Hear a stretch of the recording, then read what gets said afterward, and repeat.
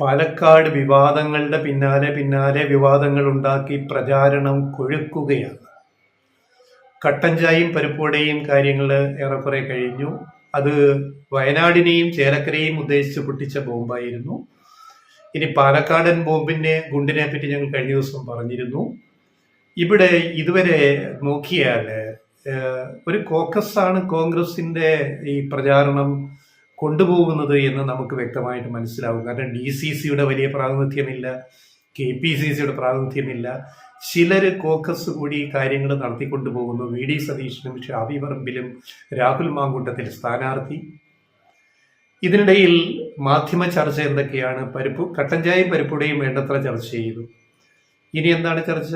ഇനി ചർച്ച ചെയ്യാത്ത വിഷയങ്ങളെ പറ്റി ഞങ്ങൾ ഒന്ന് രണ്ട് കാര്യം സൂചിപ്പിക്കുകയാണ്. ഏതായാലും കൊടകര കുഴൽപ്പണ ഹവാല പണ ഇടപാടിലൂടെ BJP കോടിക്കണക്കിന് രൂപ കേരളത്തിലേക്ക് ഇലക്ഷൻ പ്രചാരണത്തിന് കൊണ്ടുവന്നു എന്ന് വ്യക്തമായിട്ടുണ്ട്.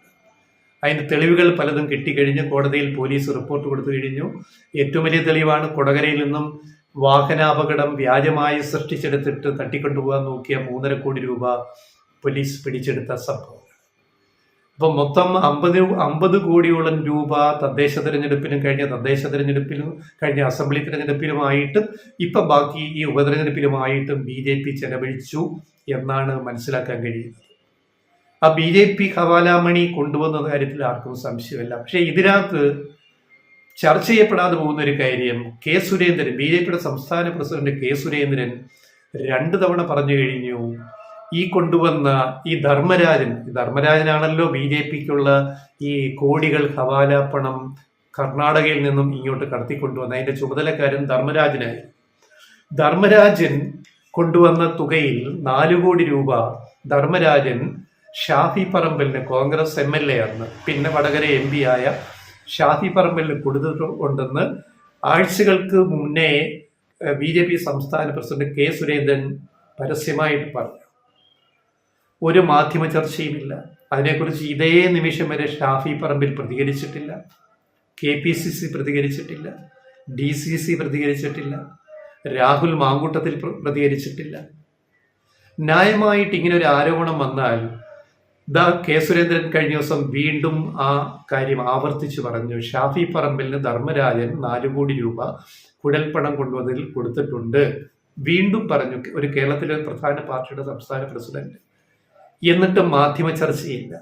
ഒരു മാധ്യമങ്ങൾക്കും ഒരു മാപ്രയ്ക്കും ഷാഫി പറമ്പലിനോട് കാണുമ്പോൾ, മീഡിയയുടെ മുന്നിൽ കാണുമ്പോൾ ഈ ചോദ്യം ചോദിക്കാനില്ല.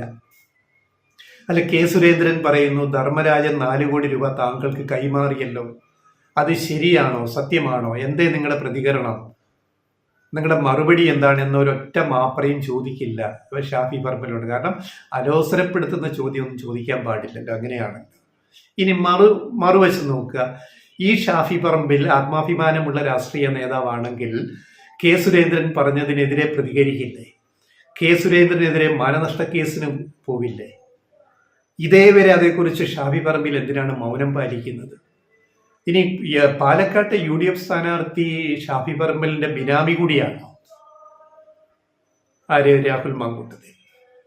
ഈ വിഷയത്തിൽ, ഈ 4 കോടി കുഴൽപ്പണത്തിന്റെ വിഷയത്തിൽ മാധ്യമങ്ങളും UDFും കോൺഗ്രസ് നേതൃത്വവും ഷാഫി പറമ്പിലും സ്ഥാനാർത്ഥി രാഹുൽ മാങ്കൂട്ടവും ഒക്കെ ഇങ്ങനെ ഒളിച്ചു കളിക്കുന്നത് എന്തിനാണ് എന്ന് സംശയിക്കുന്നവരോട് വ്യക്തമായൊരു ഉത്തരം തരാൻ പറ്റുമോ?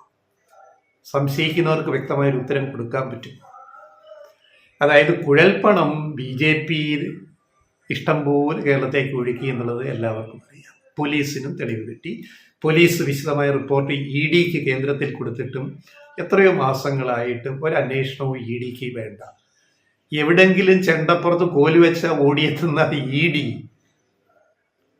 കുഴൽപ്പണം, കള്ളപ്പണം എന്നൊക്കെ കേട്ട് കഴിഞ്ഞാൽ ചെണ്ടപ്പുറത്ത് കോല് അടി വീണാൽ ഓടിയെത്തുന്ന ED കേരള പോലീസ് വിശദമായ റിപ്പോർട്ട് കോടതിയിലും, ഇരിഞ്ഞാലക്കുടം കോടതിയിലും, അതേപോലെ EDക്കും കേന്ദ്ര EDക്കും വിശദമായ റിപ്പോർട്ട് കൊടുത്തിട്ട് തെളിവുകൾ സഹിതം മാസങ്ങളാവുന്നു.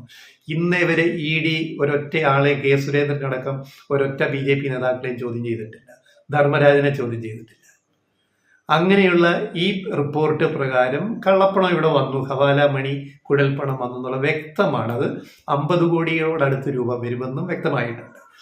ഇതിൽ നിന്ന് 4 കോടി രൂപ ഷാഫിക്ക് കൊടുത്തു എന്ന് BJP സംസ്ഥാന പ്രസിഡന്റ് പറയുമ്പോൾ ഇതത്ര നിസ്സാരമാണോ? എന്തേ അന്തിച്ചർച്ചയ്ക്ക് മാധ്യമ ജഡ്ജിമാർ, കോട്ടിട്ട ജഡ്ജിമാർ തയ്യാറാവാത്തത്? CPM-നെതിരെ, ഇടതുപക്ഷത്തിനെതിരെ എന്തും ചർച്ചയാക്കും, ഒരു മടിയുമില്ല, നോക്കിയിരിക്കുകയാണ്.